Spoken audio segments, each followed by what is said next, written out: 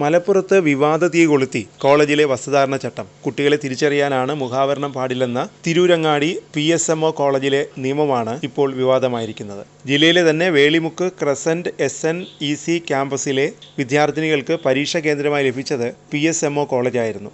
BA political science 3ാം വർഷ semester പരീക്ഷ എഴുതാനാണ് കുട്ടികളെത്തിയത്. 35 പേരടങ്ങുന്ന വിദ്യാർത്ഥിനി സംഘം ഹിജാബ് ധരിച്ചിരുന്നു.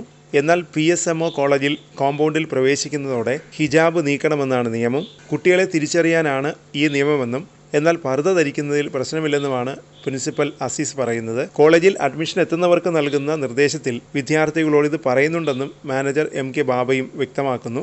ഇക്കാര്യം അറിയാതെയാണ് സെൻറ്ററിൽ വിദ്യാർത്ഥിനികൾ പരീക്ഷയ്ക്കെത്തിയത്.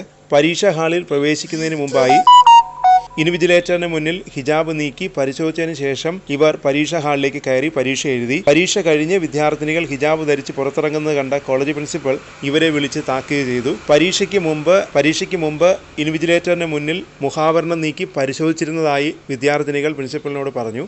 എന്നാൽ കോളേജ് ക്യാമ്പസിനകത്ത് മുഖാവരണം നീക്കിയ ശേഷം മാത്രമേ പ്രവേശിക്കാവൂ എന്നും അല്ലാത്തപക്ഷം ഇനി പരീക്ഷ എഴുതാൻ സാധിക്കില്ലെന്ന് നിർദ്ദേശിക്കുകയായിരുന്നു. ഇത്തരത്തിൽ വസ്ത്രധാരണത്തെ ഹനിക്കുന്ന രീതിയിലുള്ള നടപടി മാനസിക പ്രയാസമുണ്ടാക്കിയെന്ന പ്രതികരണമാണ് വിദ്യാർത്ഥിനികളിൽ നിന്നുണ്ടായത്. എന്നാൽ വിഷയം രക്ഷിതാക്കളെയും പഠിക്കുന്ന സ്ഥാപനത്തെയും അറിയിക്കാനും നിർദ്ദേശം നൽകിയാണ് വിദ്യാർത്ഥിനികളെ വിട്ടയച്ചത്. അതിനുശേഷം വിദ്യാർത്ഥികൾ പഠിക്കുന്ന കോളേജ് അധികൃതർക്ക് വിഷയത്തിൽ പരാതി നൽകിയിരിക്കുകയാണ്. തിരൂരങ്ങാടി മുസ്ലിം ഓർഫനേജ് കമ്മിറ്റിക്ക് കീഴിലാണ് Pokker Sahib memorial orphanage college പ്രവർത്തിക്കുന്നത്.